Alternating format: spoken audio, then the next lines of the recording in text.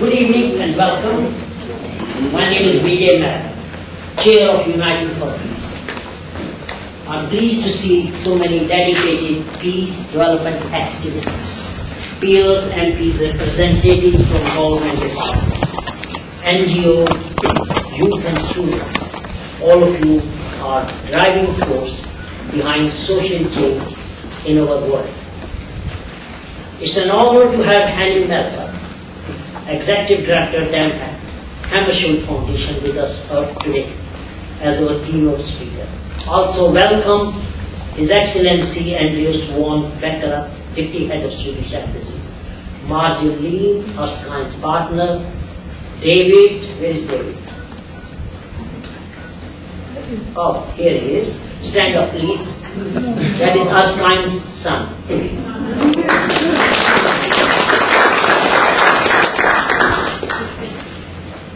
June Lambert and Eva Hex. The Amber Lectures are organized by Uniting for Peace, are a tradition which have been delivered by eminent politicians, academics and diplomats, and are held in honor of Erskine Childers, a UN free-thinker, critic and constructive analyst.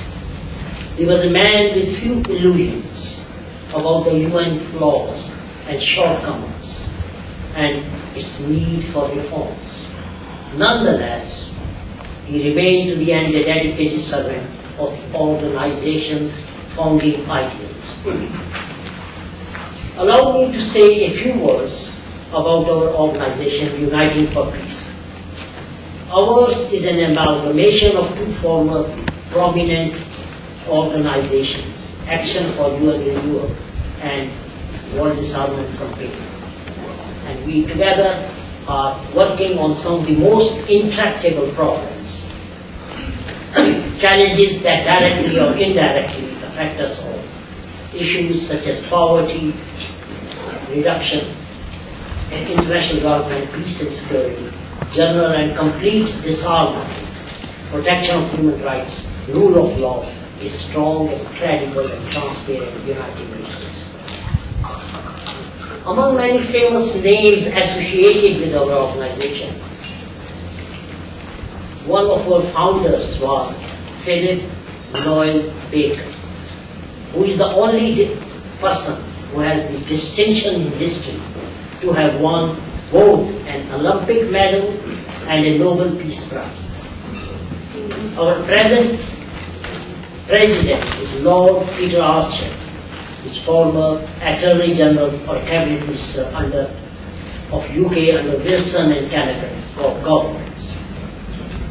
So many exciting things are happening in Uniting for Peace this year. Among them, one of the important ones is the launch of a campaign, 4D Charter for World Peace. 4D stands for disarmament, demilitarization, development and democracy.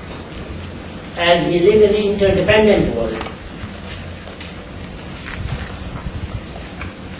most of the global issues, poverty, wars, terrorism, human rights violations and climate change crisis, are interlinked. In this respect, 4D is a holistic charter which will tackle the underlying causes of conflict by working on all interlinked issues in tandem for achieving world peace. Two prominent dates for your diary: 21st of September, celebrating the United Nations International Day of Peace. We're holding a meeting in Friend's House. Our speaker keynote will be Right Honorable Hilary Benn MP, former Secretary of State for International Development, and we will be speaking on, after the conflicts, how can development build peace. The second one is on 9th of November. We are going to have an ambitious conference around the uprising in the Middle East and the Arab Spring. The title of the conference will be The Morality of Intervention, Responsibility to Protect, and the Role of United Nations. The topic of today's meeting is peace and development, 50 years after Dag Hammarskjold. It's an important issue because we have just passed the 10-year mark for the completion of the Millennium Development Goals, which are seriously underfunded. In the 21st century, in the midst of plenty, white people have to live on $2 a day and should die of hunger. Die of hunger disease, and denied the right to education and maternal health.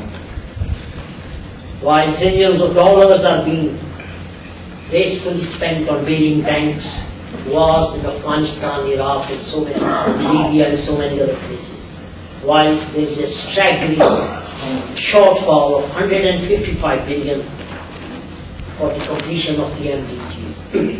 Furthermore, there are two more depressing news. One, the G8 countries who have just recently met have cooked the books to make it look they have spent more on fighting poverty than they really have. The other gloomy news is that as more than 1.5 billion people live in fragile states, in the state of violence and war all the time, under the grip of violence, they will never be able to complete any of the single Millennium Development Goals, whose time is going to run out in 2015.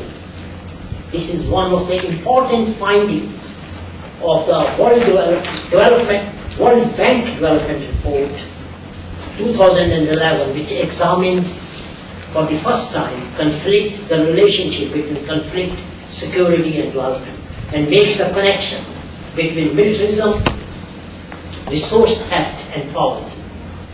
How do we break the silent cycle of this despair, exclusion, powerlessness, and endless betrayal by rich nations and create a level playing field for the developing world?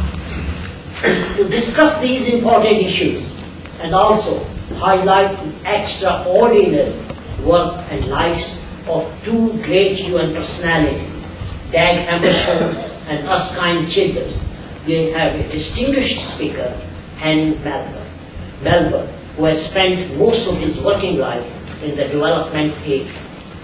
Henning Melber is Executive Director of the Dag Hammarskjold Foundation in Uppsala, Sweden.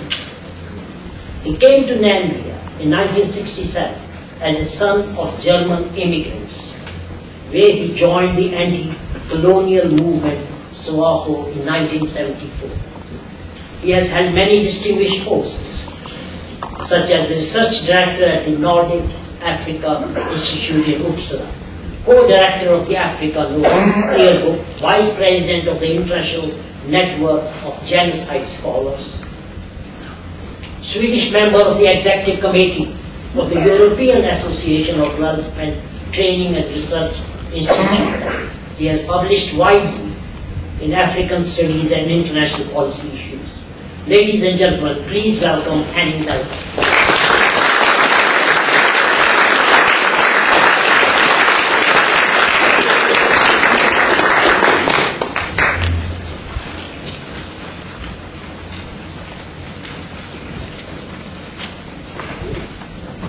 Thank you very much, Vijay. I hope he didn't create too much expectations. Dear Marjolaine and dear David, dear Vijay, Right Honorable Lord Peter Archer of Sandwell, Your Excellency the Deputy Ambassador of Sweden, ladies and gentlemen, dear friends. Today we do not only celebrate the Swedish National Day as a reassuring reminder that peace pays dividends in terms of social welfare. Today marks also D-Day, exactly 67 years ago, when the Allied forces landed on the shores of the Normandy. The offensive marked a turning point in the raging Second World War. On the ashes of Europe and Japan, the founding fathers, with hardly any mothers, apart from Eleanor Roosevelt, established the following year in San Francisco the United Nations. The UN Charter was signed on 26 June 1945. Article 1.1 declares as its first purpose, I quote, to maintain international peace and security, to take effective collective measures for the prevention and removal of threats to the peace, and for the suppression of acts of aggression or other breaches of the peace, and to bring about by peaceful means and in conformity with the principles of justice and international law, adjustment or settlement of international disputes or situations which might lead to a breach of the peace. End of the quote. A lot of reference to peace. Eleanor Roosevelt reportedly played a major, if not decisive, role in the drafting of the Charter's preamble, which presumably with the best of intentions, but unfortunately misleadingly so, opened the declaration in the name of we the peoples. Let me repeat, we the peoples, not we the governments or we the states, we the peoples. And it continued with the following commitment, I quote, to save succeeding generations from the scourge of war, which twice in our lifetime has brought untold sorrow to mankind. End of quote. The former First Lady of the United States of America became in April 1946 the first chairperson of the United Nations Commission on Human Rights and co-drafted the Universal Declaration of Human Rights. The document she called the Magna Carta of our time was adopted on 10th December 1948 in Paris by the members of the UN General Assembly. Its Article 3 states plain and simple, I quote, everyone has the right to life, liberty, and security of person. End of quote. In summary, Article 1.1 of the UN Charter and Article 3 of the Universal Declaration of Human Rights say it all. Alas, in the history of humankind, we have never really managed to live up to such noble statements. On June 5, 1958, almost the same day 53 years ago, the then Secretary General of the United Nations, Dag Hammarskjold, was awarded an honorary doctorate not too far away by Cambridge University. His address, with reference to the work of the Jewish philosopher Martin Buber, had the programmatic title, The Walls of Distrust. Allow me a quote from this speech. We meet in a time of peace, which is no peace. In a time of technical achievement which threatens its own masters with destruction. We meet in a time when the idea evoked in our minds by the term humanity have switched to a turbulent political reality from the hopeful dreams of our predecessors. The widening of our political horizons to embrace in a new sense the whole of the world should have meant an approach to the ideal sung in Schiller's Ode to Joy, but it has paradoxically led to new conflicts and to new difficulties to establish even simple human contact and communication. End of the quote. Ever since then, the last half a century was marked by an increased arms race, and the trend continues. According to a recent factual overview presented by researchers at the Stockholm International Peace Research Institute, CIPRI, the volume of international transfers of major conventional weapons for the period 2006 to 2010 was 24% higher than for the period 2001 to 2005. The United States, Russia, Germany, France, and the United Kingdom remain the 5 biggest arms suppliers, in total accounting for 75% of all exports. The volume of German arms exports almost doubled. The data released by CIPRI on military spending for 2010 showed a continued, albeit slower growth, topping 1,630 billion US dollars.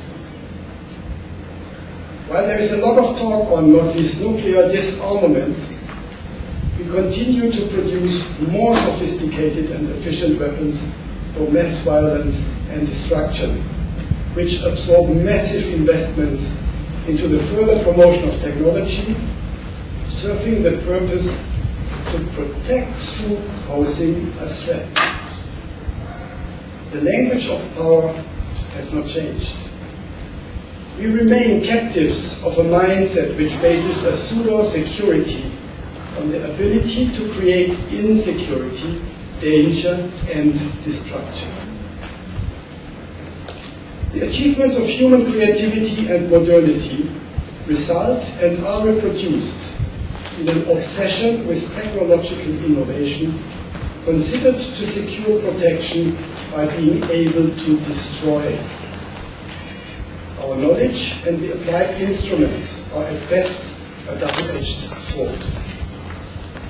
Hammarskjold reminds us of this too, when stating in his Cambridge speech that, I quote, "Through these achievements, doors that were locked have been broken open to new prosperity or to new holocausts."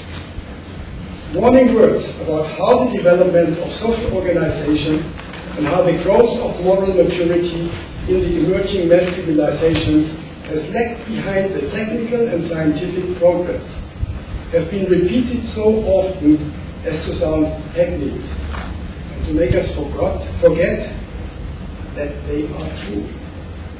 End of the quote. Hammarskjold had no illusions about the risks of such notion of progress and its shaky grounds for any lasting peace. As he stated further, I quote again, "Deep-rooted conflicts which have run their course all through history and seemed to reach a new culmination before and during the Second World War continue. And destructive forces which have always been with us make themselves felt in new forms. They represent, now as before, the greatest challenge man has to face." End of quote. At the same time, such ever more sophisticated armament does not help us at all to come effectively to terms with the real challenges humanity faces in our world of today. All arms in the world can be directed to the melting ice caps in the Arctic circles, and the melting nonetheless continues unabated, without even feeling intimidated. There is no weaponry which could protect us from the effects of climate change or allow us to force nature to stop the further environmental decline, threatening the survival not only of the human species as a result of man-made consequences.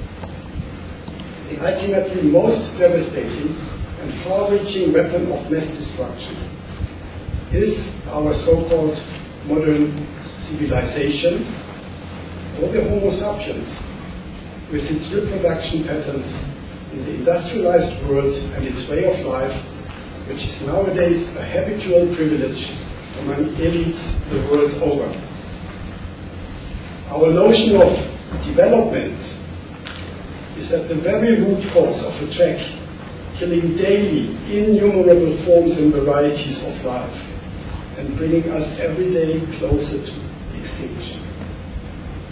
Human security is in our current world less threatened by conventional arms than by the devastating results of our excessively opulent consumerism in the world of the relatively privileged, who as universal values share the latest communication gadgets and designer brands to be purchased in airport shopping malls from Adelaide to Addis Ababa, from Bahrain to Berlin, and from Cape Town to Chicago, as the ABC of global jet set trends could randomly read. This way of life is, if not among the root causes of structurally embedded inequalities in our world, then at least the flip side to mass poverty, hunger, and destitution. As Sir Richard Jolly stated in last year's Erskine Childers Memorial Lecture, I quote, "The levels of inequality in the world today are a scandal. In mainstream thinking and policy making, inequality has been ignored in recent decades, nationally and internationally." Instead, the neoliberal era has exacerbated the creed culture and a form of unscrupulous social Darwinism, which disrespects and erodes further fundamental principles of human well-being.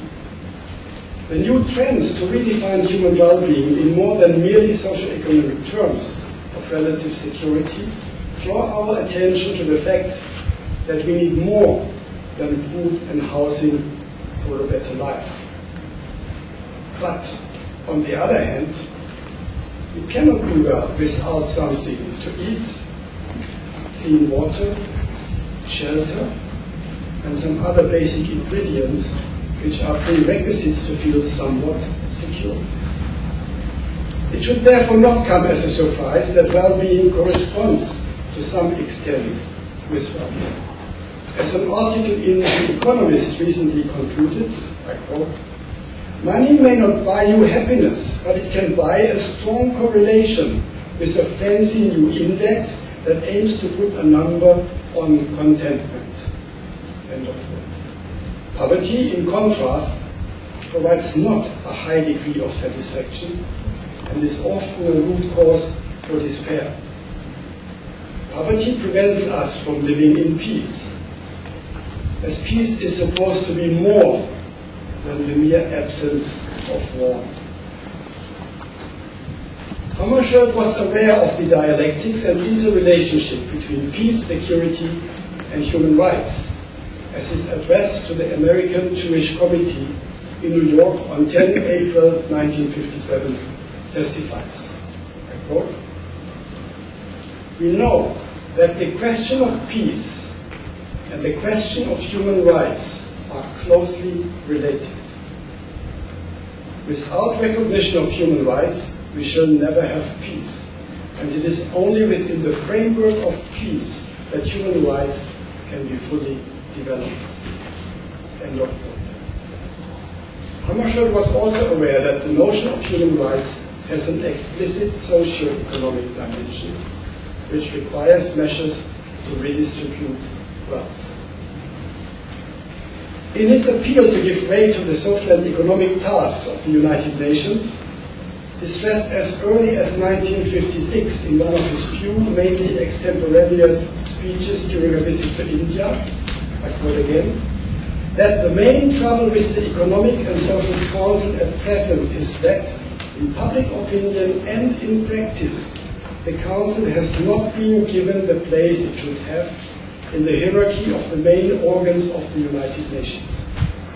I guess that we are all agreed that economic and social problems should rank equal with political problems. In fact, sometimes I feel that they should, if anything, have priority. While the Security Council exists primarily for settling conflicts which have arisen, the Economic and Social Council exists primarily to eliminate the causes of conflicts by working to change these conditions in which the emotional, economic, and social background for conflicts develop. End of quote. It is obvious from this view that Hammarskjold could not have agreed more with the passionate appeal by Erskine Childers to give more weight and influence to ECOSOC as organ of the UN. An appeal Childers for the final time with his usual fighting spirit and rhetorical vigor articulated on 8 September 1995 at a colloquium in the European Parliament in Brussels on the occasion of the 50th anniversary of the United Nations. He combined his emphatic plea once again with the similarly passionate challenge of the inherent flaws when it comes to the execution of the so-called power of definition, which distorts the decision-making processes within what is euphemistically called the family of nations.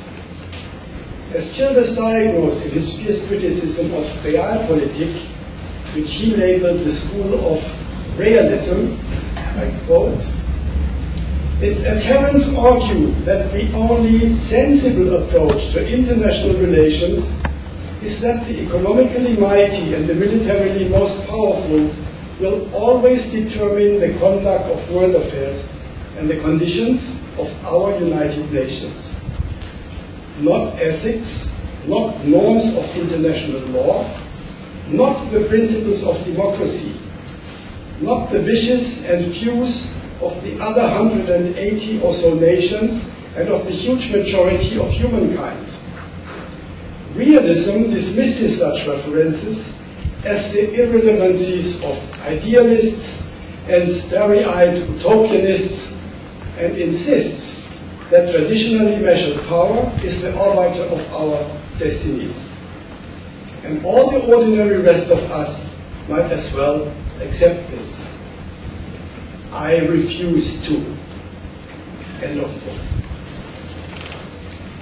Hammarskjold, as second Secretary General of the very same organization, would most likely, though in a rhetorically different way, have articulated a very similar concern and sentiment. At the core of both their convictions was the notion and true meaning of solidarity. In an address at the University of Lund on 4th May 1959, Hammarskjold clearly dismissed any superiority claims based on a kind of naturalist concept of dominance rooted in some biological or other advancement over others, and also questioned the legitimacy sought by dominant classes to justify their privileges. I quote, "The health and strength of a community depend on every citizen's feeling of solidarity with the other citizens and on his willingness in the name of this solidarity to shoulder his part of the burdens and responsibilities of the community. The same is of course true of humanity as a whole.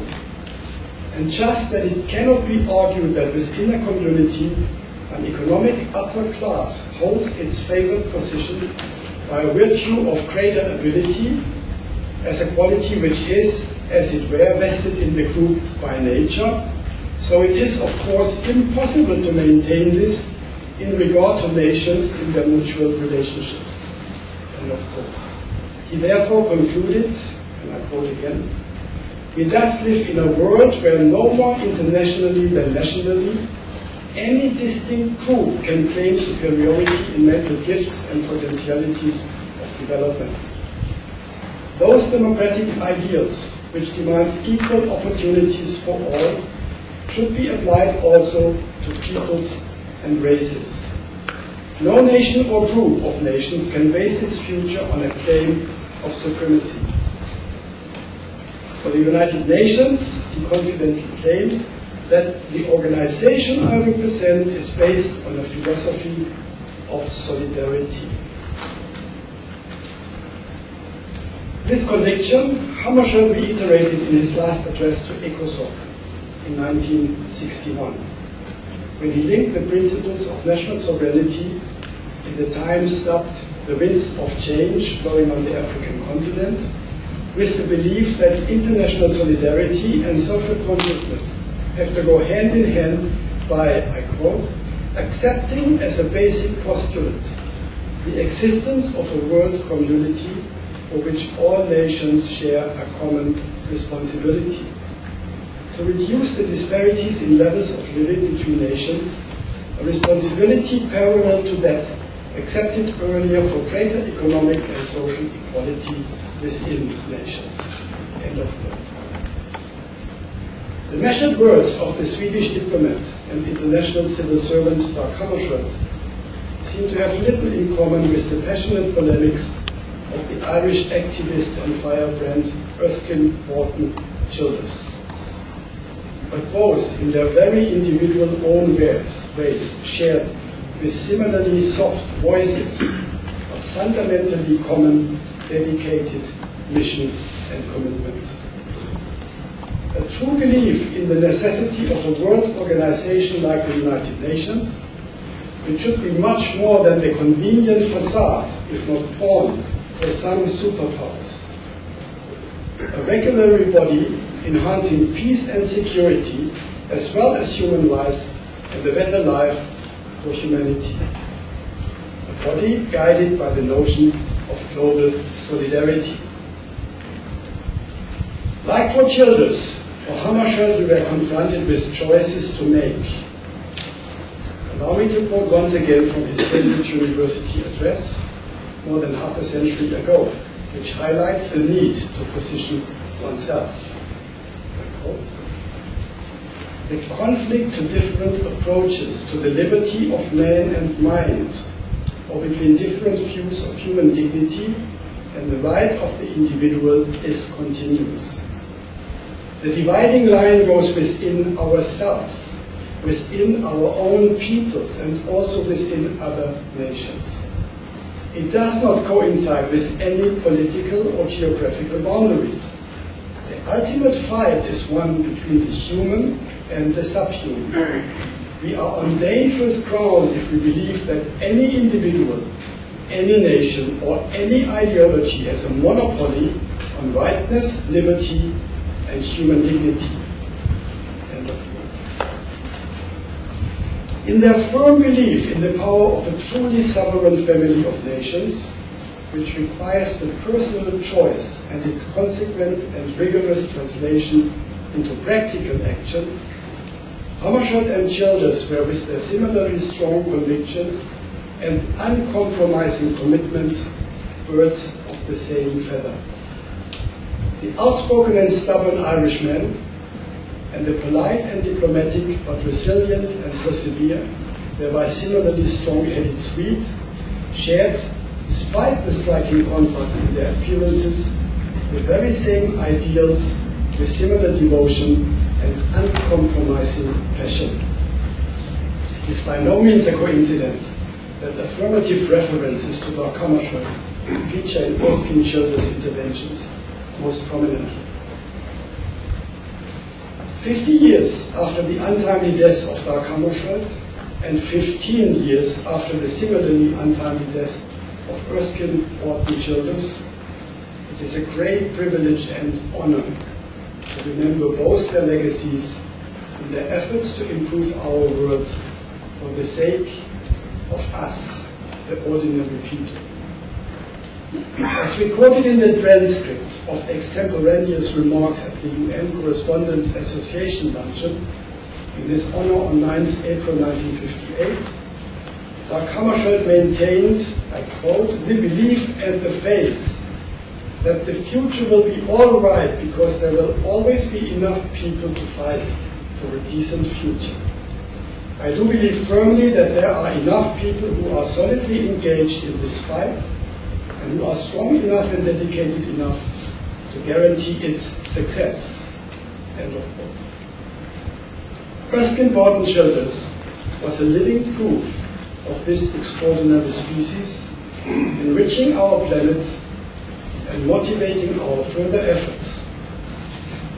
We owe it both, Hammarskjold and Childers, as well as the many other fellow travelers and disciples, but also us and the generations to come, that we remain loyal to the values they relentlessly promoted and lived.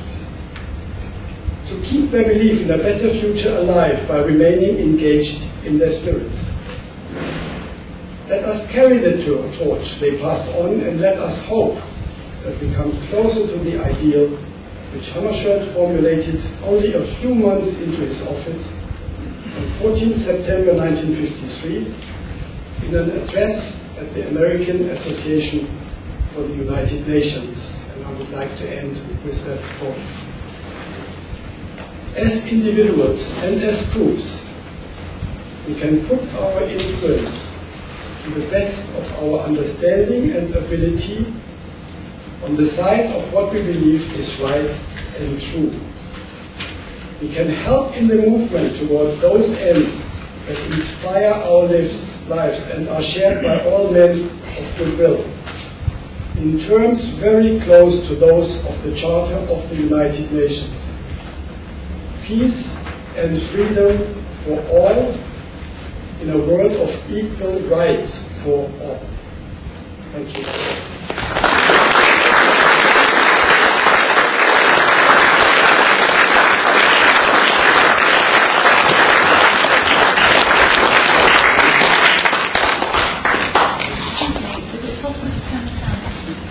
Sound off. Is the technician still here? If they can you find the technicians, Gordon?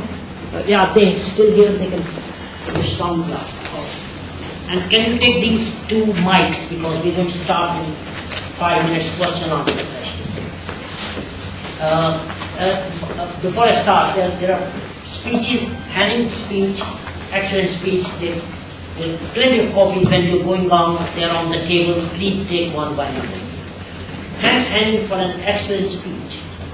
And the life of Dag Hammarskjold and Askan Childers, 2 giants of the United Nations, is truly inspiring, including their legacy and work, which was spent to make a more humane and peaceful world. Among your speech, I picked up 2 or 3 points which I will share with the audience. The one I picked up was the world is increasingly becoming more materialistic as it spends 1.6 trillion, and which means all the spending goes to war, and then war it becomes a major cause of poverty. Just imagine a fraction of that, how much result it can bring, bringing peace, development, dealing with climate change, etc.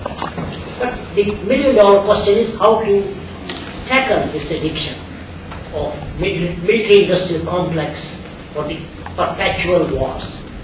The second thing I picked up was that Dag Hammarskjold and Askan Childers were pioneers in advocating that all the major threats and challenges in the world should be resolved or rerouted, or should be go via United Nations, which they consider is the only universal body which has the legitimacy to bring equality and justice in the world, and which will of course make it safer.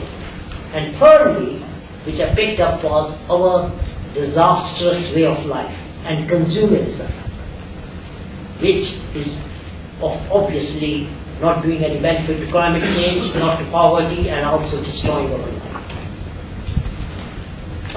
Now I'm going to open for question answers, but before that,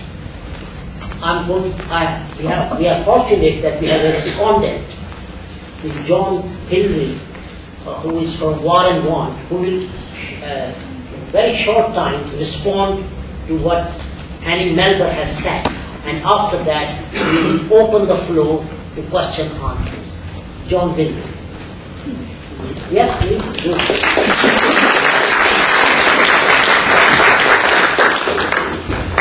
Thank you very much, Vijay, and can I also add my thanks to your thanks to Henning for such a rich and resonant speech. I think you really brought to life not just the words but also the spirit of both Askan Childers and Dag Hammarskjold. So thank you very much for sort of opening in such a strong and powerful way. Really, in terms of being a respondent, I really want to throw back some thoughts and questions, perhaps, to the panel. War on Want, actually, I'm particularly pleased to be here because War on Want is celebrating its 60th birthday this year as well.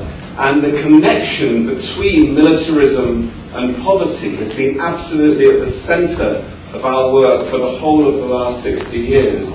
The letter which Victor Gallant sent to the Manchester Guardian back in 1951 explicitly called people's attention to the growing arms race, even at that moment of the Korean War, and calling on people to join him in this mass campaign to try to get rid of the arms race and in its place to try to ask questions around global development, human rights, and indeed, as you said, the economic and social rights which should underpin all of that. And I think for us, it's more than just a question of money.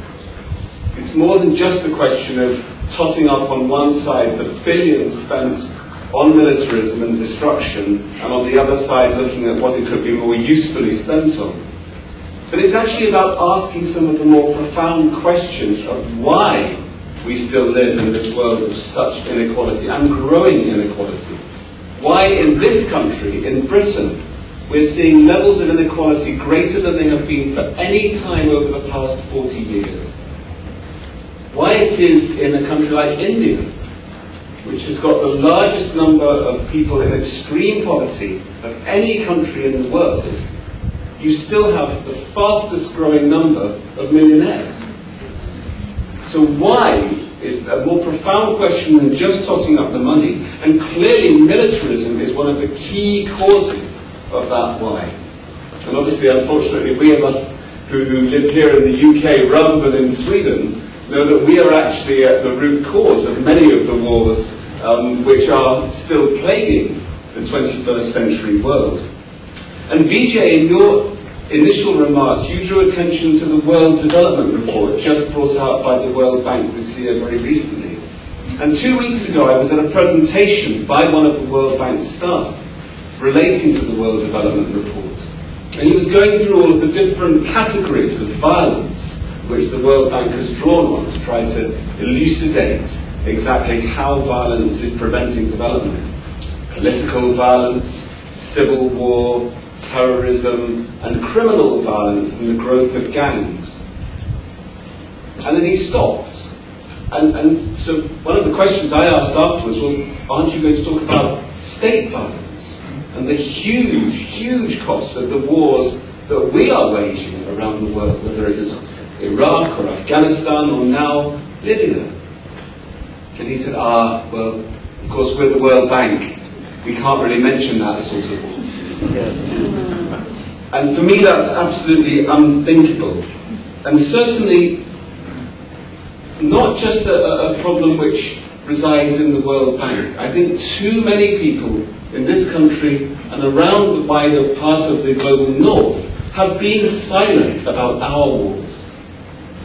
Warren has spoken up recently about the intervention in Libya, because many, many NGOs and many of the others who you would consider to be key human rights players have welcomed NATO's intervention in Libya as an example of the responsibility to protect in action. And I'm thrilled that there will be this conference in November which actually looks at that in much more depth. For us, this is not about the responsibility to protect. This is about using the cloak of humanitarian intervention to disguise basic aggression for the same principles as we went into Iraq and the same principles as we went into Afghanistan. And it's very, very well worth recalling the views of one of the US protagonists in that, who when asked many years later why they were in Iraq, said, let me give you a clue, it was not for the sand.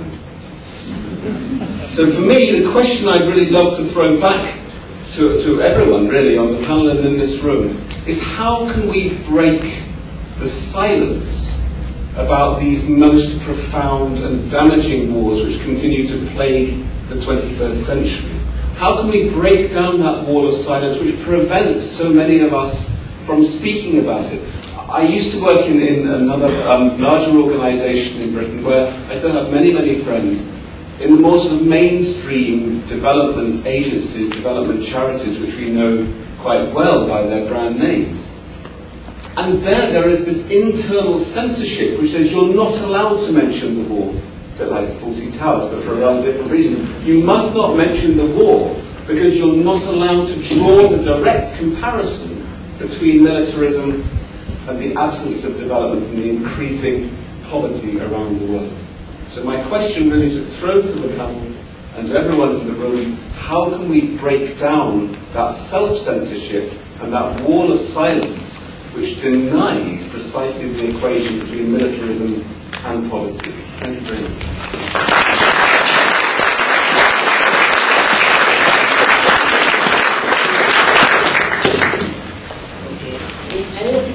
would like to respond to John Hidley before I start the question answer? Okay, let's go. I'm going to start the question answer session. Please state your name and if you are from an organization. And at one time, I'll be trying to take three questions at a time, and we'll try to get as many as possible. And you, the lady over there, and can you bring the microphones? One right in the front. And who you can take the microphone? My name is Andrew Robin. I'm the International Human Rights Campaigner, and I can provide a constructive answer to John Hillry's question, how we can break the wall of silence. Very briefly, this coming Saturday, Stop the War Coalition will be holding a major conference at the Conway Hall in central London, starting at 9:30 in the morning. For further help and information and to register, the website is www.stopwarstop.org.uk. Thank you very much. And of course, the commercial. That lady again. John? Well, thanks very much. Henny, I was struck when you quoted Dag Hammarskjold and his quote about every citizen being involved. I thought, hang on, this is David Cameron's big society idea coming out. Quite recently, we've heard that one of our ministers of Defence, Liam Fox, was somewhat conflicted because he had issues with the Department for Development and military expenditure. So I'm relatively optimistic that in fact some of the questions that we are raising at these meetings are being addressed at the heart of government, and in the Security and Defence Review we have heard all sorts of deliberations about the need for defence. We are in the UK, as you know, going down the road of all sorts of cutbacks because of the alleged debt that this country is in. So we're really up against it. What I think I sort of need to know from you is how have other countries around Europe faced these issues that we're facing in the UK in the past? What answers have they come up with? And sort of going down that sort of route. Thank you. I'm Garni Koswani from Barney Green Party. I would just like to ask the panel if they think a ministry for peace, which has been campaigned for, would we ever have it, and would it contribute to a more peaceful world? Thank you.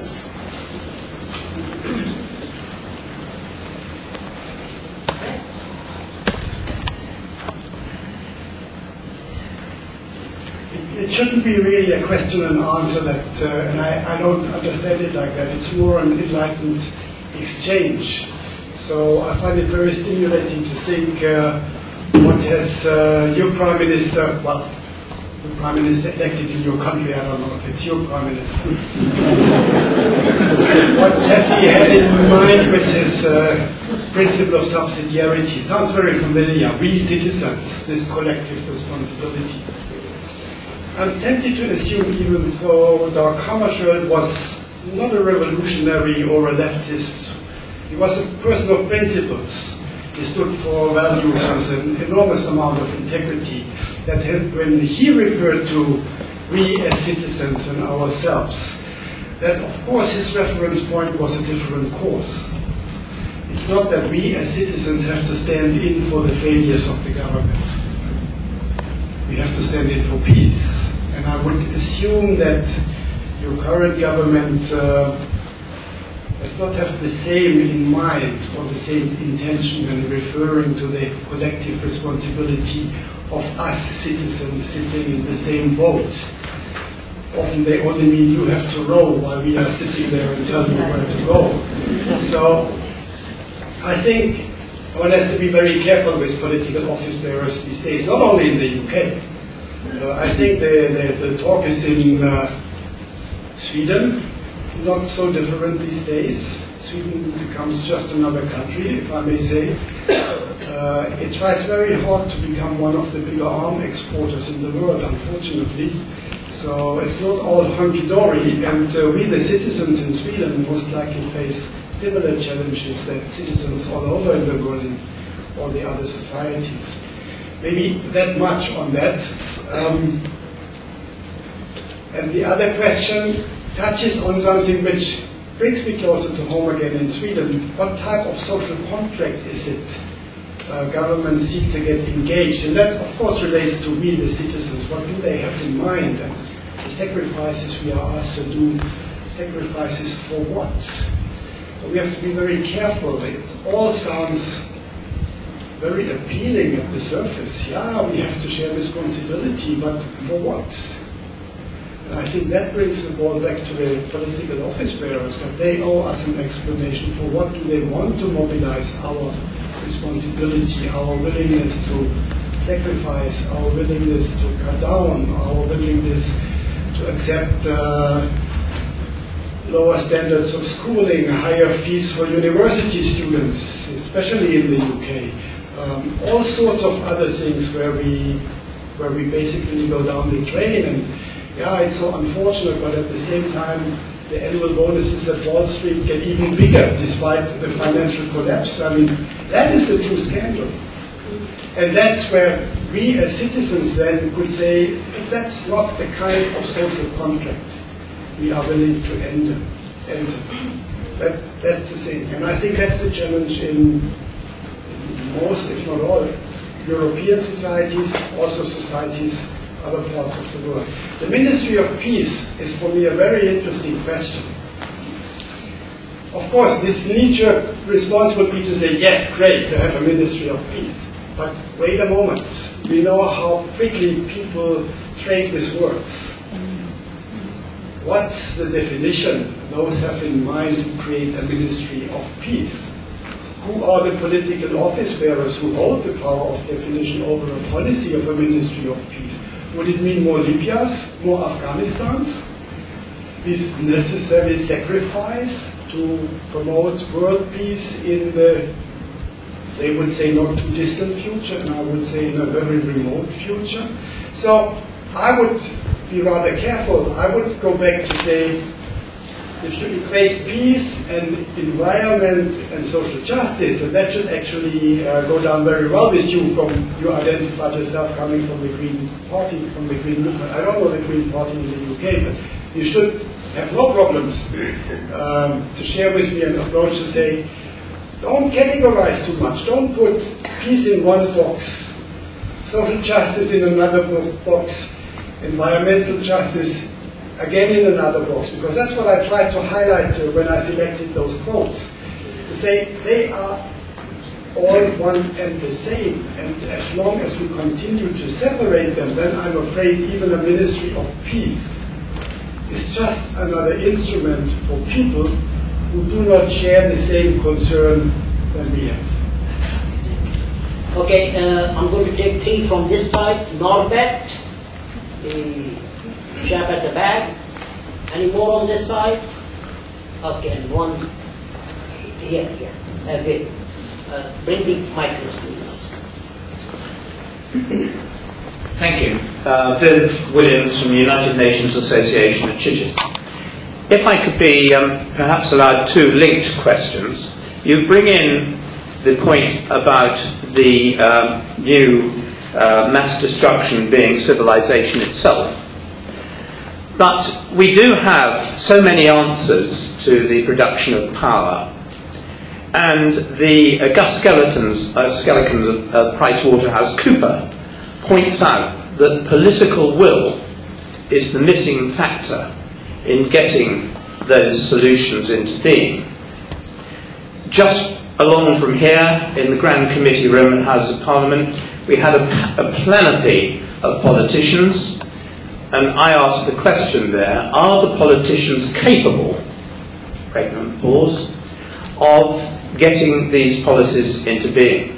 The question was passed to Simon Hughes, our deputy leader of the Liberal Party, to answer in was Lord Hunt and various other people there.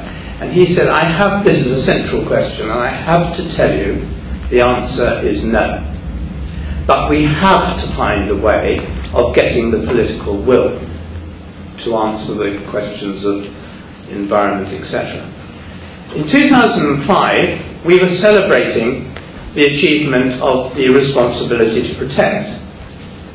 But since then until now, there seems to have been a complete lack of political will to sort out the total contradiction between the Charter, which says states are sacrosanct, and the Declaration of Human Rights, which says everybody has rights.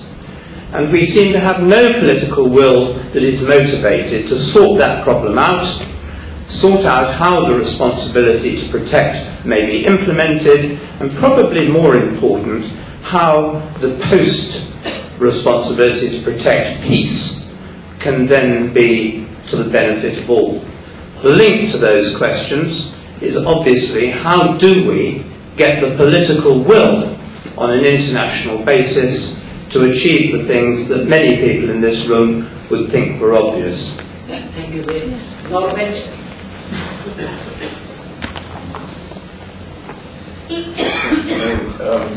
I'm Norbert Stüte. I'm a founder of Better World Links. My question to the speaker and perhaps the panel is regarding the humanitarian interventions as we experience in Libya at the moment. What do you think Dag and Erskine would have thought or said about that? Any ideas? Thanks. Gentleman at the back.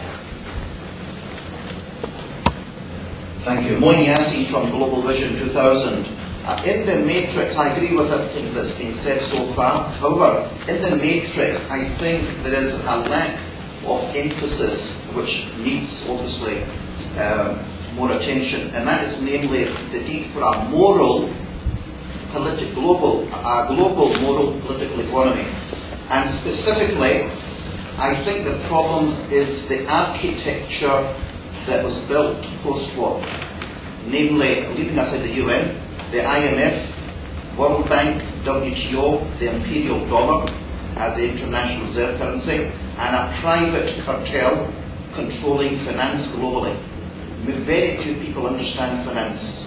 It's bankrupt, as we know, and we're all paying the price right now.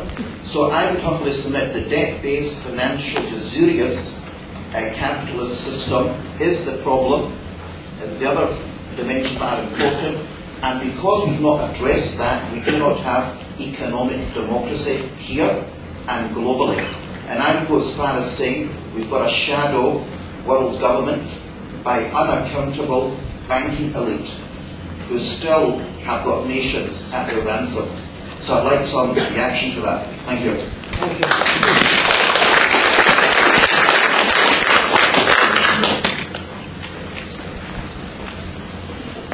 Vijay urges me to be a bit shorter in my answers. I'll try my very best. Don't blame me afterwards for being too cryptic. You can come back to me and challenge me or ask how I really meant that. Yeah, I think political will would be nice. It's a little bit like when Gandhi was asked what about Western civilization. He said it's a nice idea. It would be nice to have a political will which corresponds with the will of people like Erskine Childers or even Dag Hammarskjold. I think it's a missing factor, and the reference to civilization as mass destruction is, of course, only the one side of the ambiguities. I'm as much a product of the era of enlightenment than those who create that technology and apply it to destroy human life and other life on Earth. So we have both sides, and we are in that fight. I can't step out of that. So in that sense, it's good to mobilize for political will, but we have to be aware that we are the ones who have to create the political will. It doesn't fall from heaven, and then whoever is in government has the huge turning point and realizes what they are doing is actually part of the problem and not part of the solution. If it doesn't come from us, then you won't have a solution. I think that is part of the challenge. What I said about Western civilization is applicable to the R2P, the responsibility to protect. The dilemma is we live in a world where the power of definition is ruthlessly applied. And it's based on financial power, on military power. I also try to indicate that in the words of Hammarskjold and Childers. We need to have these conventions. I always say that's one of the justifications for the United Nations. How would the world be better in the absence of a universal declaration of human rights? Notwithstanding the fact that it's hardly respected, I don't think it would. We wouldn't have a better world without the Convention for the Child Rights, without the Landmine Convention, without the Indigenous Minority Convention. It's important markers which we can use in our mobilization campaigns. The dilemma is it doesn't solve the structurally rooted inequalities and the double standards with which they are applied. The same country that systematically violates human rights, creates exterritorial camps to avoid the rule of the law, is the one who is considered the role model for democracy in the world. If the Robert Mugabes in the world stand up and say, who are you, George W. Bush and Tony Blair, to tell me what democracy is about? As much as I disagree with their policy and as much as they say the right things for the wrong reasons. We can't escape that dilemma. We have to be measured in those societies who claim the moral high grounds for their own practices. And if we violate the same standards, we cannot occupy moral high grounds.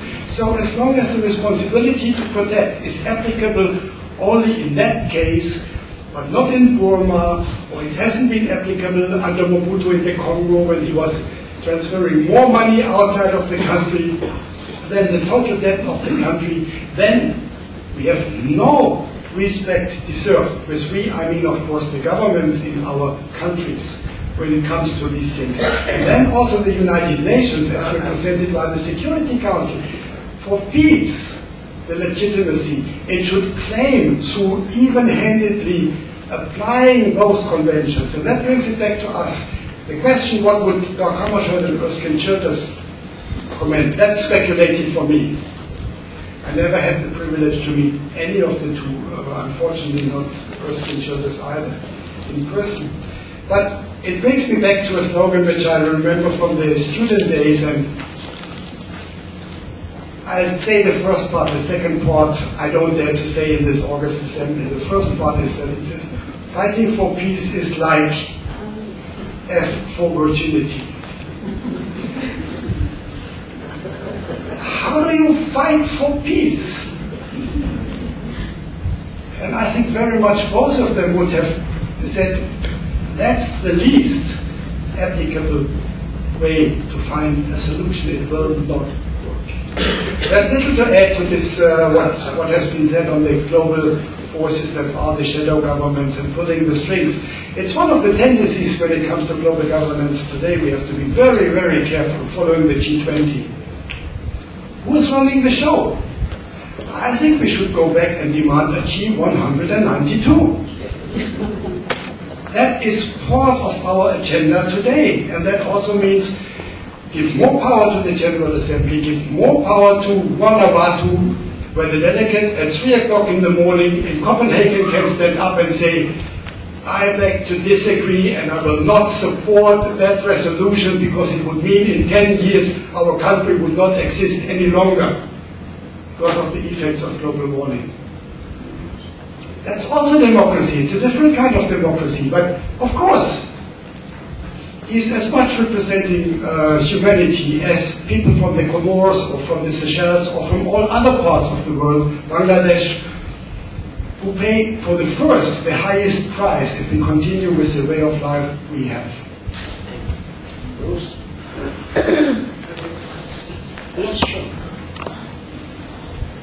I'd just like to say very briefly, the gentleman from Chichester, was it, I think, of the UNA, I thought, contrasted the human rights world and the national sovereignty world. I think there is a way out of that, a very simple way, and that is to follow the Charter. The Charter does not say there's something called absolute national sovereignty. It says it prohibits people intervening. The UN cannot intervene in matters essentially within the domestic jurisdiction of any state. What is domestic jurisdiction? Human rights are international and global. Domestic jurisdiction can be argued by lawyers, but it certainly is not a blanket covering for anything that goes on inside a nation state. We should use the Charter, as we should use the Charter over contemporary interventions, none of which, in my opinion, the last 30 years have followed Article 42 of the UN Charter, which requires the Security Council to have explored all non-violent ways of resolving conflict before authorising any military action. That is never mentioned, and I have to say it's not mentioned very often by what is concerned with supporting the United Nations either, and I think that's lamentable. We are very ignorant about the Charter. Thank you.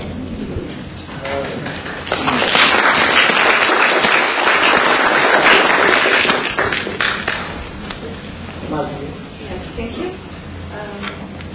And you were asking about Earthling Childers' thoughts on these matters.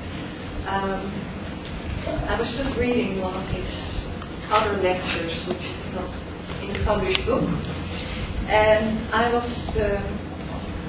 really liked what he wrote here. He said that every time a United Nations peacekeeping force must be deployed, it is a tragic expression of failure, because there the United Nations has failed, because actually what we need to do is to eliminate the causes of the conflicts.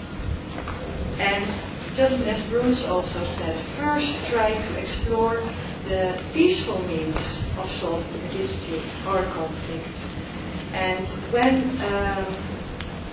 the Security Council comes in, it's actually too late. This is also what Erskine wrote, and I think it's very expressive for what he thought, how his thoughts works, and I would like to share that with you. Look behind the headlines about virtually every active or incipient crisis likely to engage the UN in peacekeeping, and you will find the fact that 1 in every 4 human beings alive on our planet today are living in absolute poverty. That in country after country, the IMF's structural adjustment has dictated the slashing by up to 35% of the health and educational services they have so painfully built up. And here it is important to note the irony that these services were thus built up with development assistance from the same northern governments which, with the other hand, endorse IMF policies that tear down their own aid efforts and lead to upheaval that is then all too likely to cost the same governments from the north enormous sums in humanitarian emergencies and even peacekeeping. So actually it's a vicious circle that we found ourselves in, and it's very important to break that circle. And Erskine, maybe would like to, yes. Yes, all right. The rest of the evening, this is the format we are going to operate. That I'm going to do maybe 30 seconds of launching the book, and if all these panel speakers, Eva, would you like to come to the panel, please? And if all these panel speakers can say their bit in 2 or 3 minutes, what they think about the book. There's lots of copies outside on the tables, and please take, they're all complimentary copies. They're specially flown from Sweden, and special thanks to Henning Malmberg and the Dag Hammarskjold Foundation who have published the book. And I'm just going to say welcome to the launch of the new book, and the title of the book is Erskine, Barton Childers for a Democratic United Nations and the Rule of Law.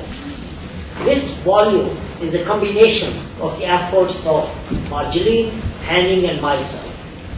And we had these, and Bruce, because Bruce provided the text, part of the part, and Eva, and he provided the text. Okay, so what happened is, all the texts were sent to my office, and I looked at them, and I said, oh, they are as good to publish today. If he was alive, he probably would be trying to say the same things and trying to find solutions.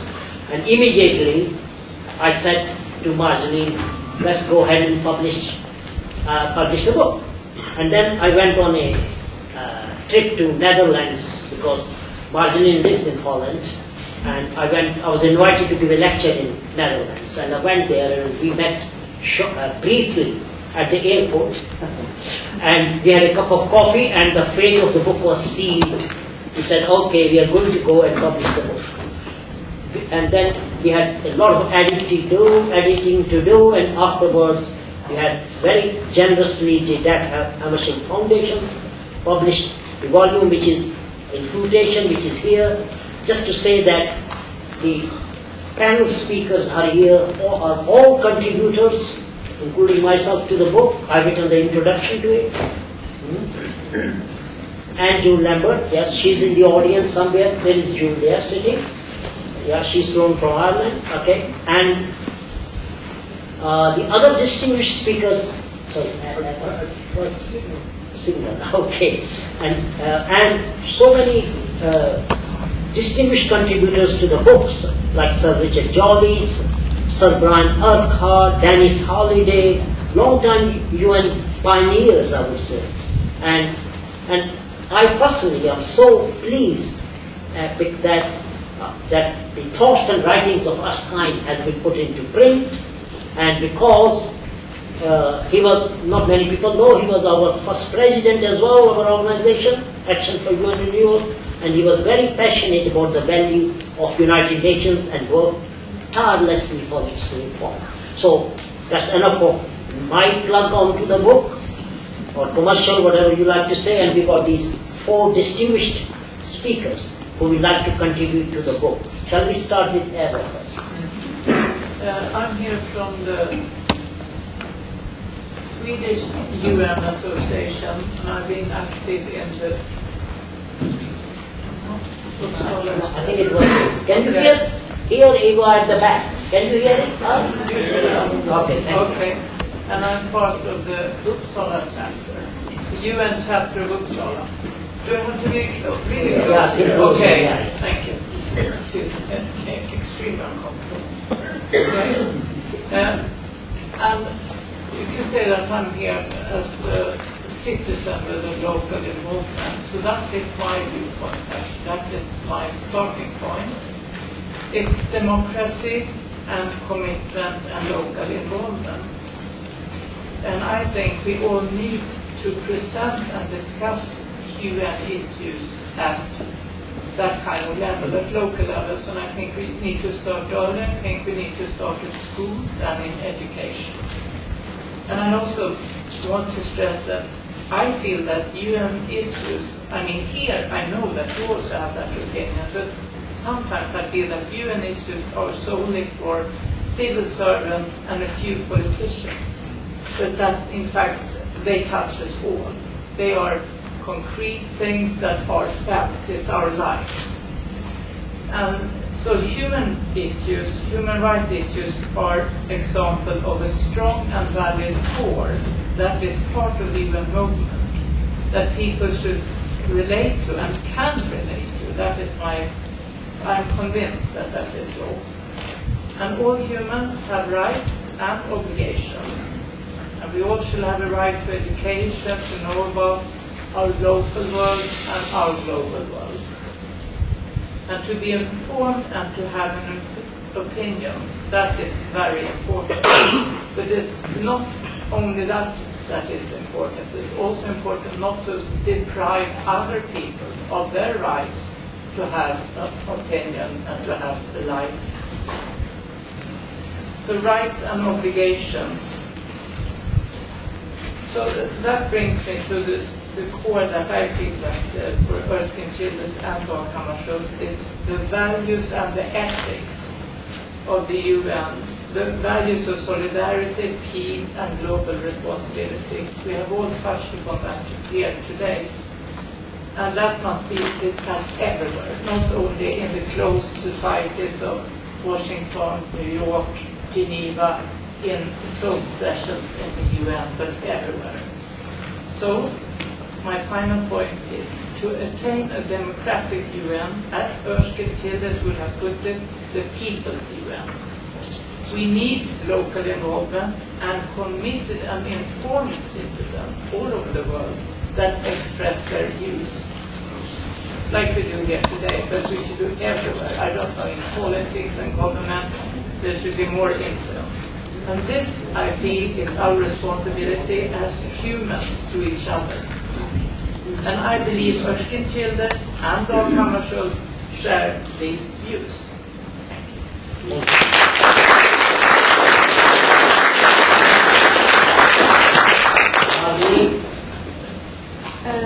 Yes, well, I'm very, very happy that this book is finally here. It took 15 years, because it's 15 years ago that Erskine died, and for 15 years I've been wanting to have these texts published, so I'm very grateful to VJ and Henning that they made this possible and that we finally have the book here. And as Phyllis Bennett, she wrote me an email and she said, I hope this book will give us, will be a vehicle for those who are, well, fighting peace, no, working for peace. Working for peace. And, well, if you read the text, it's actually a very simple message. It's a very simple message. It says, if you solve the causes of all injustice in the world, then you don't need to deal with consequences. And that's, in short, what Erskine said. If you solve the social economic situation of people in the world, if you bring them relief, well, this is difficult what to say. Okay. Thank you. Thank you very much. Yeah. Bruce?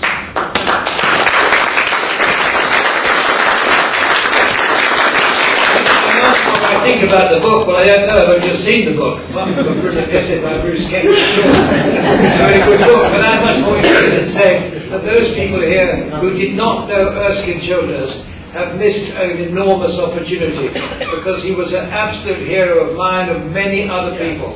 I have known nobody else like Erskine Childers in terms of his knowledge, his internationalism, his compassion, his determination, his hard work, his ability to stand up to power and tell the truth. Erskine was a very remarkable man indeed. And if this is a monument, then so be it. I'd like to see some other monument in some other form, perhaps somewhere else, because he was a visionary, and we don't have any Erskines today, unhappily.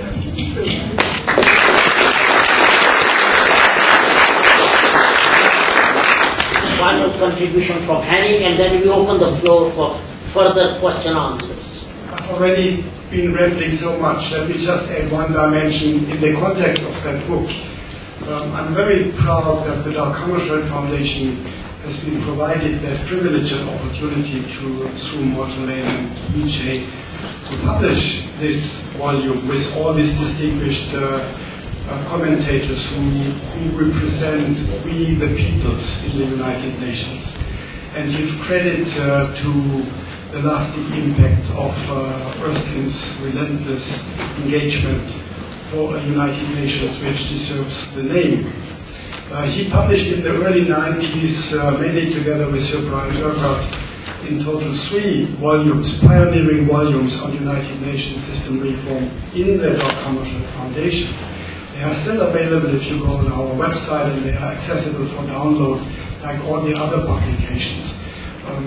So I think to publish that work in recognition of the legacy of Erskine and of Dag Hammarskjold, as I tried to use shamelessly the lecture today, which maybe I only got the privilege because we had this deal. No, I'm joking. I think we are the right place to publish that.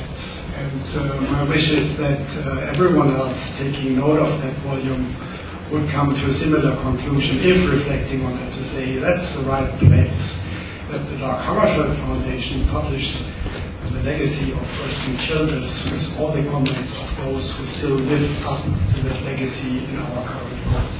Thank you.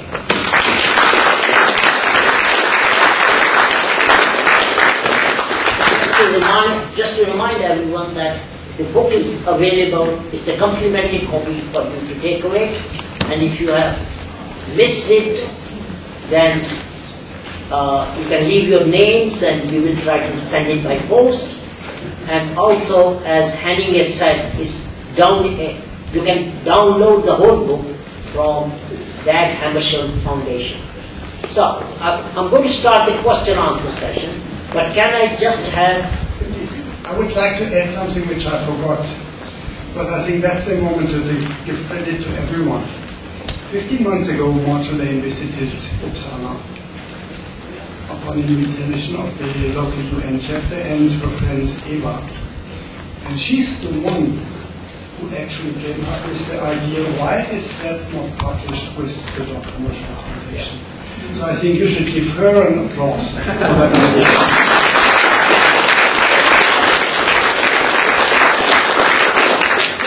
Okay, we are set for another 3 questions.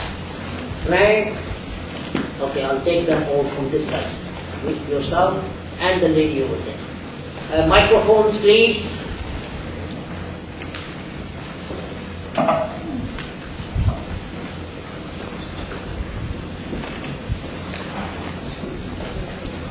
And bring one more microphone for here. One for here. Frank Jackson, Uniting for Peace. Going right back to the beginning of Henning's speech, he quoted, as we all do very often, the preamble to the Charter about saving succeeding generations from the scourge of war. Now, the implementation of that heading is the role of the Security Council, in particular the 5 permanent members of the Security Council. Many, many years afterwards, we have actually had something of the order of 200 armed conflicts in which many, many millions of people have been killed, and in almost every one of those conflicts, one or more of those P5 have been involved in some way or other, directly or indirectly, and or by provision of the weapons. I would suggest that this means that they have totally failed in that object, and in almost any other situation, if people failed so abysmally, they would be sacked. I would therefore suggest that what we need is a motion of no confidence from the people of the world in the P5 and their replacement by people who will actually devote themselves to ending the scourge of war. Now, it's very difficult to, in terms of nation states, it's very difficult to actually find 5 that would fulfill that. But as a start, I might suggest Costa Rica, New Zealand, Switzerland, and perhaps some of the Scandinavian countries, and perhaps 1 or 2 of the countries, the very small countries that are under the greatest threat by global warming, and that they might have an interest in actually changing the world in a more constructive way than the P5. Thank you. My name is Christoph von Lutitz. Can you hear me? Is it working? Yes. Yes, it is working. And I'm volunteering, I run a website which is called multi-Facebook, faithinyourheart.org, and has the practical purpose of allowing communities and organizations with peaceful, objective, non-profit making and non-political to publish their events so that more people can go to those events and learn about the peaceful objectives of those organizations. My question is, do you think that the growing visibility of tribunals, war tribunals, where war criminals are actually held to a responsibility, will have a small but growing impact on preventing genocide and war crimes. The radio there? Okay. Yes, is it man or the radio? Can't see.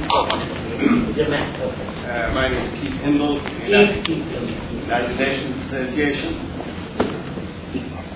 While I admire Bruce's perusal and mastery of the Charter, I do wonder what would happen during the long exploration of Article 42, that is, explore every effort to find a peaceful means.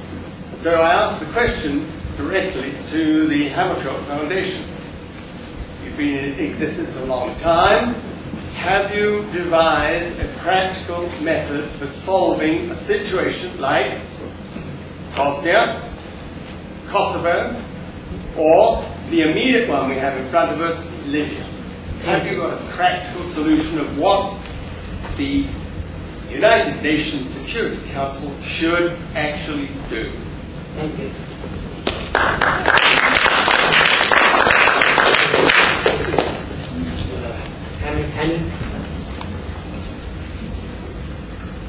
That's quite a tough one. Let me tell you, we are 4 people in the Dag Hammarskjold Foundation. I don't want to evade the answer, but if I would have a clear answer to that, I might be tempted to cash it in. No, I'm joking. But, so the answer is, to be quite honest and straightforward, no. There is not a recipe for practical methods to solve a situation through the UN Security Council, because I think the existence of the Security Council reflects the dilemmas and the structurally rooted inequalities in our world, the global power structures. So the Security Council, and reference was made before, the way it exists as a post-World War II cast-in-stone global structure is part of the problem and will hopefully be part of the solution. Maybe let me add, unfortunately, Dag Hammarskjold was the kind of Secretary General which led to the consequence that never ever again the United Nations, through the P5, had a Secretary General who was more general than Secretary, as Dag Hammarskjold was. So hypothetically, my answer would be, if we would have Dag Hammarskjold as the helmet of the Secretariat, because remember, and I don't have to remind you, as organs of the United Nations, we have the Secretariat, the General Assembly, we have the member countries, and the Secretary General. And he did quite some remarkable achievements when it came to, well, start with his negotiations with China to get the prisoners of war free, completely against all the rules of the time. Suez crisis. He might have failed in the Congo, so maybe he was saved from an embarrassment. But he was the kind of caliber of a Secretary General we never ever had again, because that was the Secretary General the powerful countries in the world do not want to have. So he might, a Secretary General of that caliber might be a contributing factor, because his interpretation of the Articles 98, 99 and 100 of the UN Charter was that as Secretary General he was tasked to be proactive and bring issues to the Security Council and not only respond to what the P5 felt is convenient to deal with. Quickly, tribunals. They are a positive example of the conventions. The Genocide Convention wasn't worth the paper for half a century.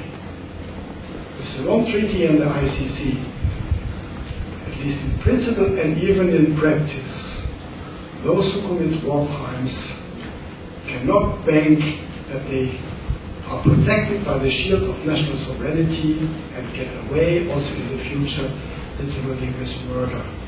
It might have a preventative effect in cases where they have already committed the crimes.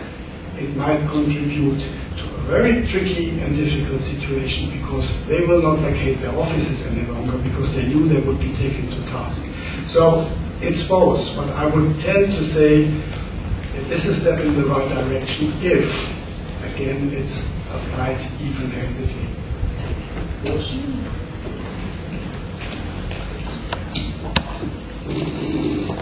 Well, Keith Hindle and I are old sparring partners, and clearly Keith thinks that if there's something in the Charter that is going to work, you could ignore it, in his opinion. And the Charter is quite clear, Article 42. Well, I don't agree with that. I think the Charter is there to be observed. And it's not a question of observing it when a crisis breaks out. It's years and years before to see what's coming up. Bosnia didn't happen by accident. Why did we break up the Federation of Yugoslavia the way that we did? All sorts of things came into that long before. Usually the question is put in terms of Hitler, as if there was no answer. What would you do about Hitler? That's the usual question that comes. It wasn't not a UN issue. And I'd remind people that actually we were supplying arms material to Hitler until July 1939 from this country. The first authority to recognize Hitler was the Vatican. Hitler came on gently, gently, gently until 1939. There were plenty of things to be done about Hitler, and I believe in most crises there are things to be done. We don't wait till the last minute and then send in the bombers. Not a very good policy. Thank you.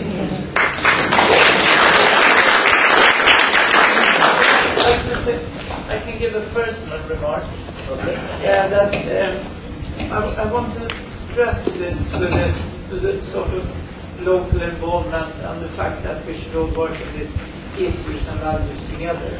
Like Henning said, it started to be a practical project when this small Uppsala, the UN chapter of Uppsala, invited Marjolaine Snicker to speak at our annual general meeting. That's how it started, where she gave an excellent presentation on some of our Matilda's thoughts.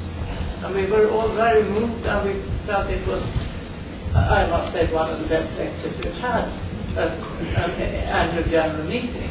And we had that meeting as the Dag Hammarskjold Foundation, where Henning Melder was present.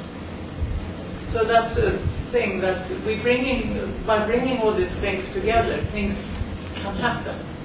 And that's my final remark, that we are here. Thank you. 3 more questions, but why are ladies not asking any questions? Can we have 3 questions from ladies only? Pat? Where are the there and there. Okay. Microphones, please. Gwynplaine, East London against arms fairs.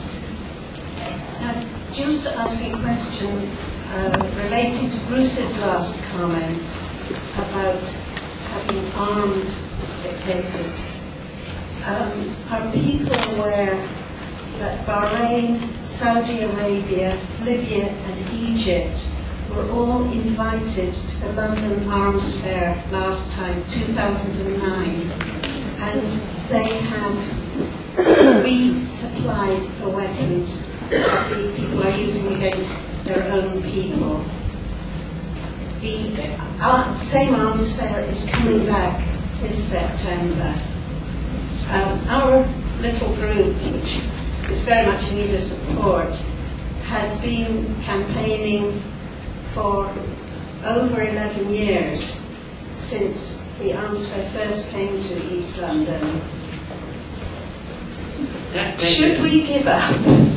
It seems that more arms dealers come each time and the weapons get worse. On the last day of the last arms fair, we were laying a wreath on the dock for the victims.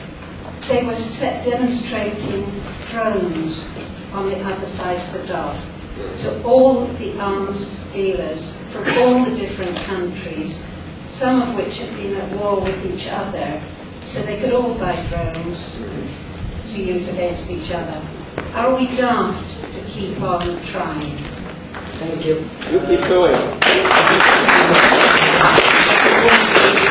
Thank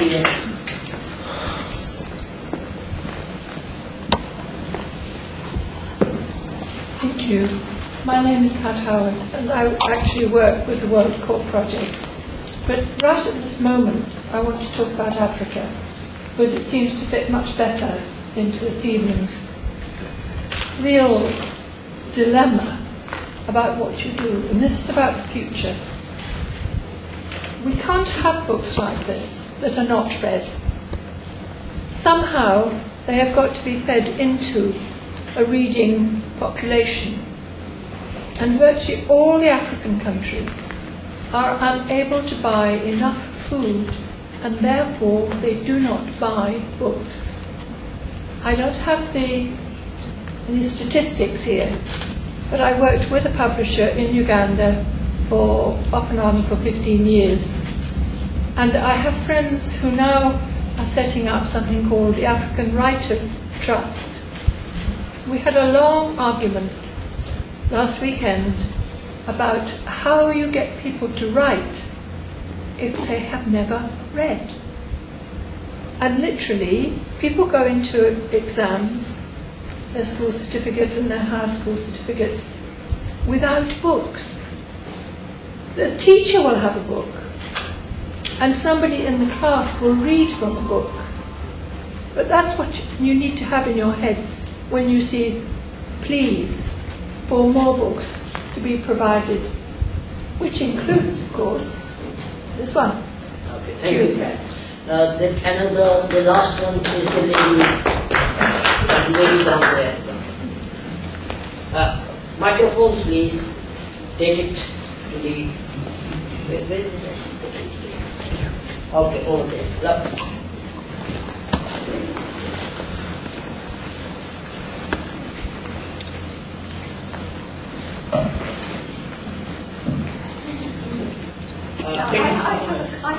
No, in the microphone. Speak on the microphone. My question is about Dag Hammarskjold as the man who introduced peacekeeping, because that is really much what he's generally known as having done in international relations courses.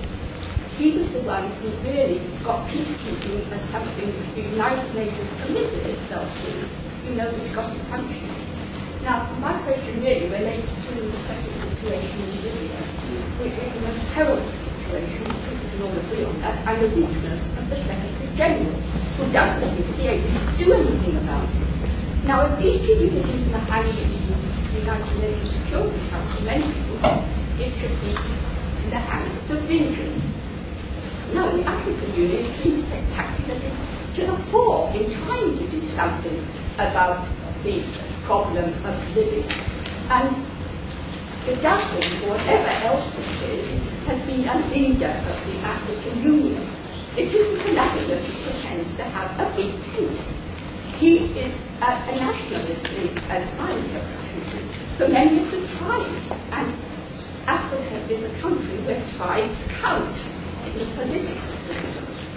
Now, could you please comment on what could be done with the Libyan situation? A ceasefire has been declared more than once, where Ban Ki-moon has been at meetings in Egypt, I understand, and a ceasefire is supported by the United Nations, and yet France and Britain, two countries, ex-colonial powers in North Africa. Africa is the country that's concerned with Libya. Is there really nothing more? Thank you. We want to list of your questions. The Security Council, that's it. Thank you.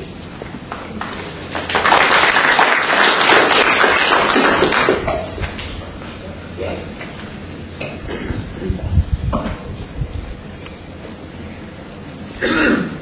Quickly on the books for Africa, we publish, among others, in higher print runs, and not only electronically, because we ship the literature where opportune to African countries on certain occasions. We were last year at the Cape Town International Book Fair to distribute free of charge a volume on a world social movement written by a civil society activist from South Africa, Kumi Naidoo, who is now the executive of Greenpeace. We distributed 3,000 copies among the people who visited the book fair. It's a drop in the ocean. But one of the reasons why we use so much paper, I hope you don't consider it a waste, is exactly because it sounds so fancy that we publish freely accessible on the website. Have you ever looked at the structural inequalities, how much it costs for someone who has access to an internet cafe in the global south to download something? It's not possible. That's why we do that. The involvement of of us, meaning our governments, in the problems which they then pretend they want to solve. I can give you one story that says all. The last European African Summit took place end of November last year in, anyone knows? Tripoli. 10 weeks later, the first bombs were dropped. All of Europe paid reference to Gaddafi end of November last year.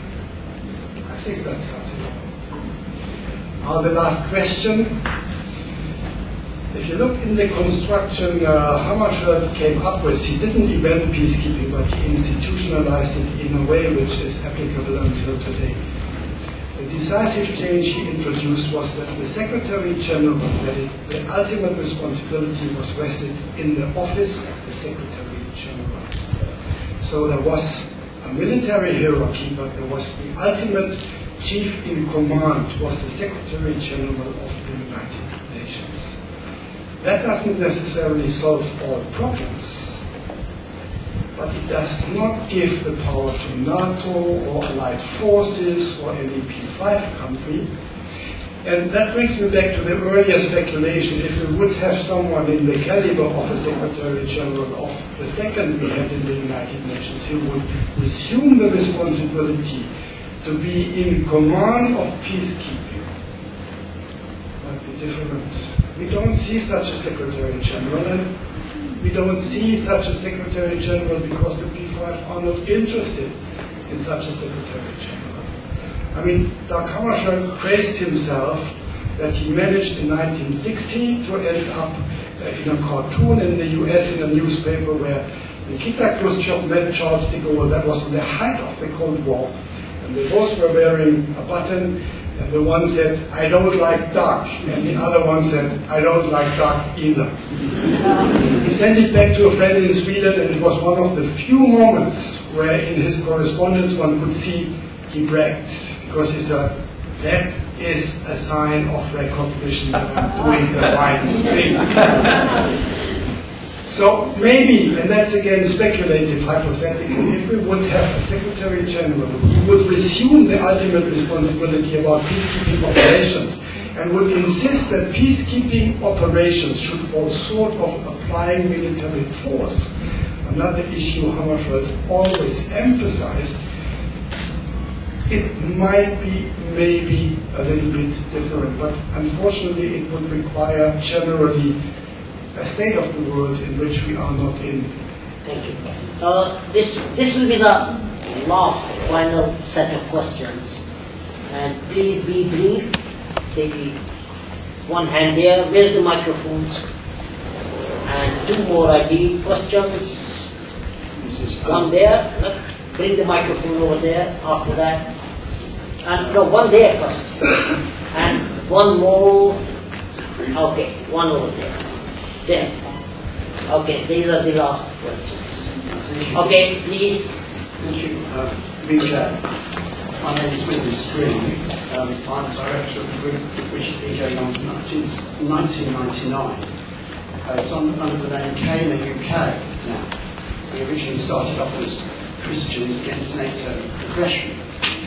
My point is simply this. 2 points really. One is, does the panel not agree that the real reason for the instability in the international situation is the unholy alliance between the neocons and the United States, carried over into Blairism here, plus the humanitarian interventionists of the Liberal Party, particularly Shirley Williams, and the former leader as well, Hammarskjold.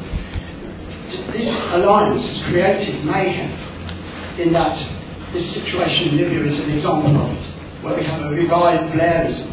Secondly, regarding international courts, is it not a fact that the Western powers are simply never summoned to international courts? This is a point that has been made repeatedly.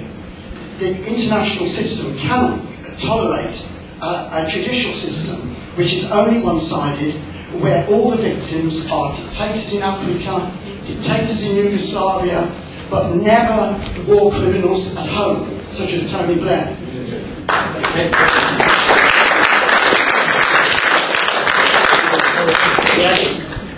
Yes. Thank you. My name is Gordon Glass. I'm a committee member of the campaign for a United Nations Parliamentary Assembly. We're trying to make the UN democratic, and we've got about 1,000 MPs around the world who have signed up to support the process. So if you want to find it, you can find it under UNPA on the internet. But my reason I'm standing up now is I want to say, from we the peoples of the floor down here, thank you to all of you up there who've been involved in presenting this book, because it's really nice to have, I haven't read it yet, but it's great, I'm looking forward to reading it, have Erskine's writing put together. We know it takes a lot of work to produce a book, and it's even better that we got it for free. Thank you.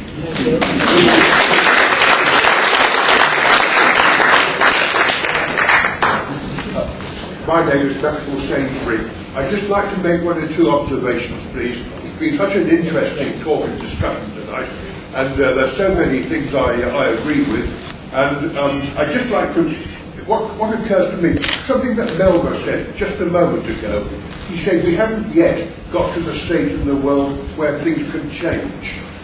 It reminds me of how at universities we learned about the Enlightenment. And I'm just wondering, the people who founded the views and the values of the Enlightenment, in which we've taken on in the 20th century, introducing, I suppose, liberalisation to a certain extent to society, I'm just wondering whether we need a kind of new Enlightenment today, based on what we've understood from Melbar's talk about all those wonderful leaders in the past who've given us suggestions how we can get out of our malaise. You know, and we've had good people in political power before. We've had Roosevelt was touched on to a certain extent. We've had John Kennedy, who unfortunately was assassinated, but he spoke out in defence of people like conscientious objectors. He said if we could believe in that kind of attitude towards war, then things could change for the better, and we could have more of a view of non-violence to solve conflicts. Thank you. And abolition of interest rates as well.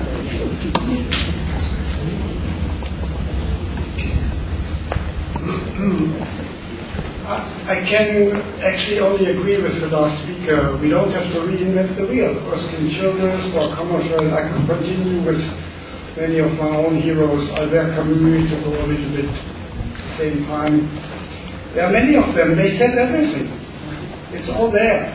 It's this ambiguity since the era of enlightenment, emancipation, which as a flip side has oppression, rationalization of destitution, of warfare, all those things. Yes, we don't need new values. We might bring back values and claim them, and practice them, and apply them to those who claim to represent the people and say, we the peoples, we think differently, and you are not up to standards.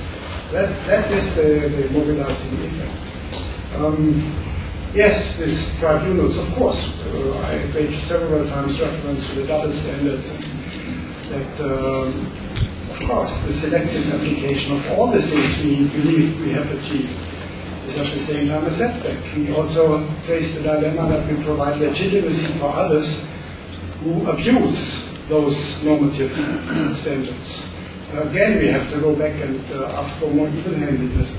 I would like to end with quite a famous quote again from Dag Hammarskjold. Bear with me, I'm from the Dag Hammarskjold Foundation.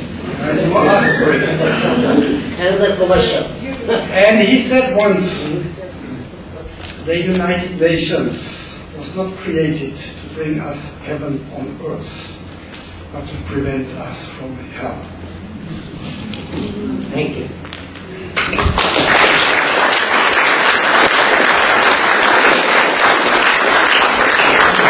What is left is for me to wrap up the evening. First, great thanks to Henning member for coming from Sweden, and also for your thought-provoking and engaging presentation. Please give a round of applause to Henning.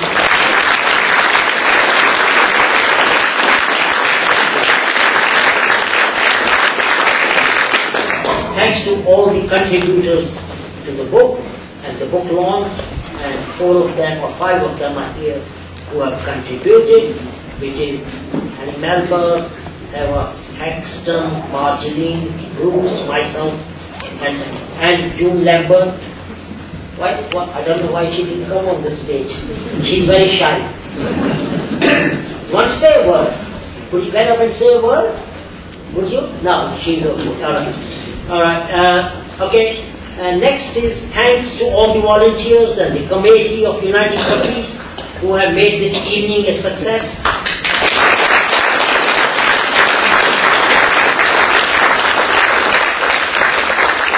A word to the audience. I applaud your tireless efforts for promoting the peace and development agenda. May I request you to take a brief moment to reflect on the evening, what we have been doing yourself. If you have been inspired by what we are doing, then engage, spread the word, inform others of the good work we are doing, and better still become a member of United for Peace, or leave some donation.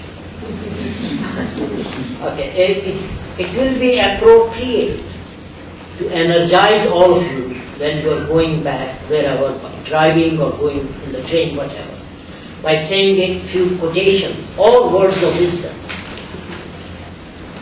First one is from Mahatma Gandhi. There is a sufficiency in the world for man's need, but not for man's greed. Next one is from Nelson Mandela. Like slavery and apartheid, poverty is not natural. It is man-made and it can be overcome and eradicated by the actions of human beings. Next one from John F. Kennedy, which Sainsbury just alluded to. If a free society cannot help the many who are poor, it cannot save the few who are rich. Next from Margaret Mead, for all of us here activists. Never doubt that a small group of thoughtful, committed citizens can change the world. Indeed, it is the only thing that ever has. Last one from Dalai Lama, and is also one of my favorite ones, and which says, if you think you are too small to change the world, try sleeping with a mosquito.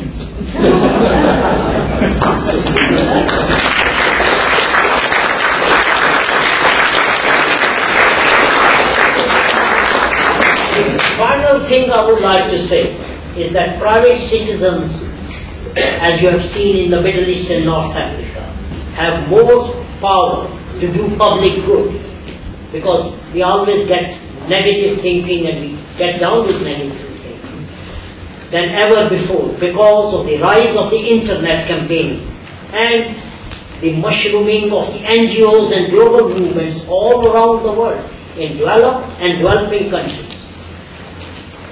And lastly, thanks to all of you for joining us this evening, activists, thinkers and change makers. You have been a great audience. I know some of you have traveled from far today. Have a safe journey home. Thank you very much for being here today, and we hope to see you again at our next event. Thank you. Thank you very much.